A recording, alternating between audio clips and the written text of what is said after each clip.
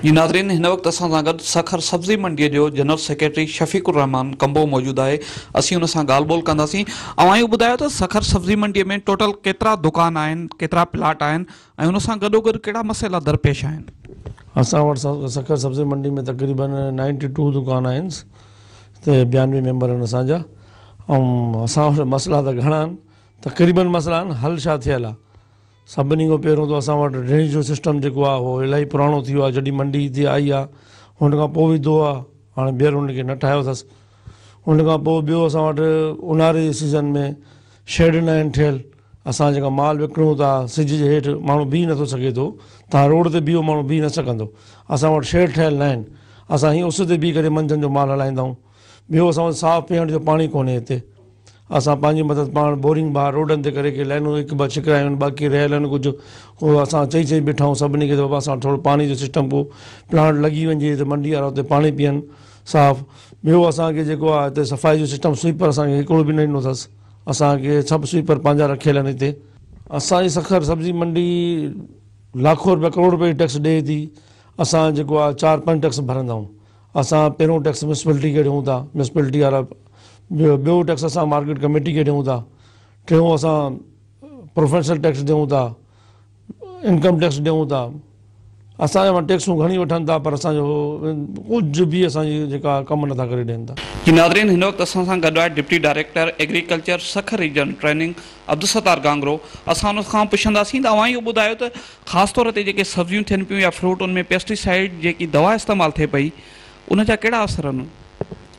साईं, अव्हां जी महिरबानी। असल जेके ज़रई दवाऊं इस्तेमालु थियनि पियूं, इन में कंसेप्ट क्लियर हुजणु घुरिजे त इहा दवा न आहे, इहा ज़रई ज़हर आहे। असां पंहिंजे हाल आहार कोशिशि कयूं पिया, आबादगार दोस्तनि ताईं इहा ॻाल्हि पहुचायूं पिया त इहा दवा न, पर इहा ज़रई ज़हर आहे। ऐं इहा जॾहिं इस्तेमालु करे थो असांजो आबादगार, भिंडी आहे, टमाटो आहे, अॼुकल्ह जेके सब्जियूं हलनि पियूं, वाङण आहे, गोभी आहे, मटर आहे, गोगड़ू आहे, उन्हनि ते जॾहिं अॼु हू स्प्रे करे थो, हुनजी ख़बर न आहे, हू मार्केट खणी अचे थो ऐं मार्केट खणी पंहिंजे गुज़र लाइ हू विकिणी वापसि हलियो थो वञे। पर जेको कंज़्यूमर आहे, आम माण्हू, उहो जॾहिं हुनखे इस्तेमालु करे थो त उहा असल ज़हर आहे। उनजो असरु केतिरे वक़्त ताईं हले थो। काफ़ी अहिड़ा दवाउनि जा ग्रुप आहिनि जंहिंजो सालनि ताईं असरु हलंदो आहे, उहो असरु ख़तमु न थींदो आहे। बुनियादी तौरु असां इहा तरबियत ॾियण जी हमेशह कोशिशि कई आहे त जॾहिं बि अव्हां ज़रई ज़हर इस्तेमालु कयो था पंहिंजे सब्ज़ियुनि ते, भाॼियुनि ते, त महिरबानी करे घटि में घटि हफ़्तो अॻु में इस्तेमालु थियल उहे मार्केट में आनियो।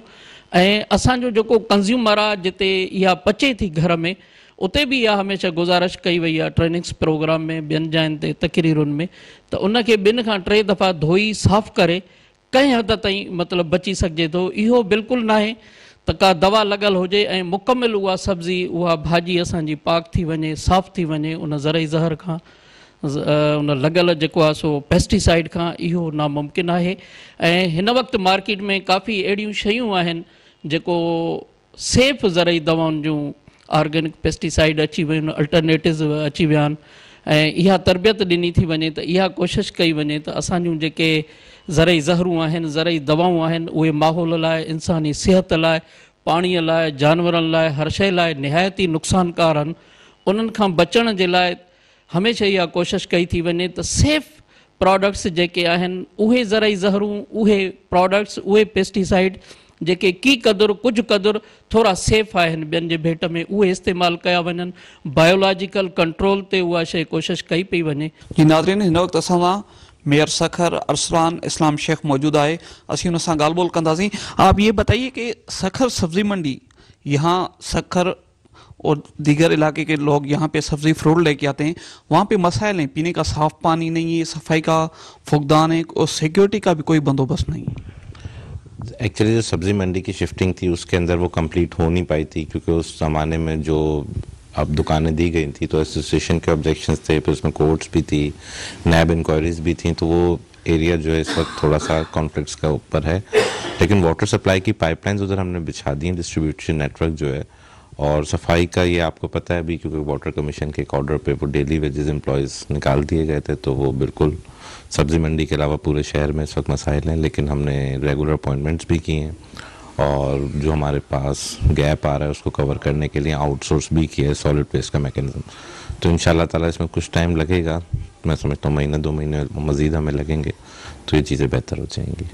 अच्छा, वहाँ पे जो दुकानदार हैं या व्यापारी हैं, उनका कहना है इंतजामिया की जानिब से मतलब कोई भी ताउन नहीं किया जा रहा। वहाँ पे जो प्लाटिंग है, वहाँ पे भी जिन लोगों के पास दुकान भी नहीं है, दीगर लोगों ने आके वहाँ पे कब्जे किए हुए हैं। या बिल्कुल जी, इस बात से भी मैं इत्तेफाक करता हूँ। उसमें काफ़ी सारे ऐसे इश्यूज़ हैं और उसके अंदर मैंने बल्कि कमिश्नर साहब को राइटिंग में रिक्वेस्ट भी दी थी, क्योंकि ये चीज़ें इतनी ख़राब हो गई हैं, इसके अंदर डायरेक्ट इन्वॉल्वमेंट मैं भी नहीं चाहता हूँ कि एक कमेटी हो जिसके अंदर डिस्ट्रिक्ट एडमिनिस्ट्रेशन भी हो, सिविल सोसाइटी के लोग भी हों और मीडिया के सामने इन चीज़ों की इंक्वायरी हो और जो हकदार हैं उनको मिले। काफ़ी जगहों पे ऐसा भी देखा जा रहा है कि एक एक प्लॉट 3-3 लोगों को शायद मिले हुए हैं, तो उसकी डिस्ट्रीब्यूशन के अंदर काफ़ी सारे इश्यूज़ हैं जिसके ऊपर नैब में भी इंक्वायरी चल रही है, मैटर कोर्ट्स के अंदर भी हैं। तो थोड़ा सा एक उलझा हुआ मामला है, लेकिन इसको भी इंशाल्लाह हम जल्दी सुलझा लेंगे।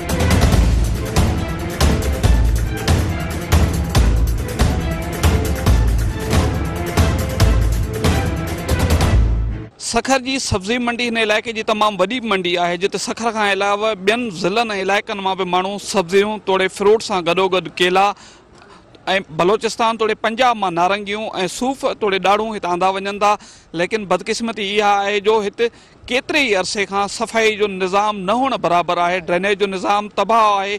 पीअण जो साफ़ पाणी हिते जेको आहे सो फराहम नथो कयो वञे। उन सां गॾोगॾु सिक्योरिटी तौर ते कैब जेके आहिनि सो अहलकार मुक़ररु न आहिनि थी सघिया।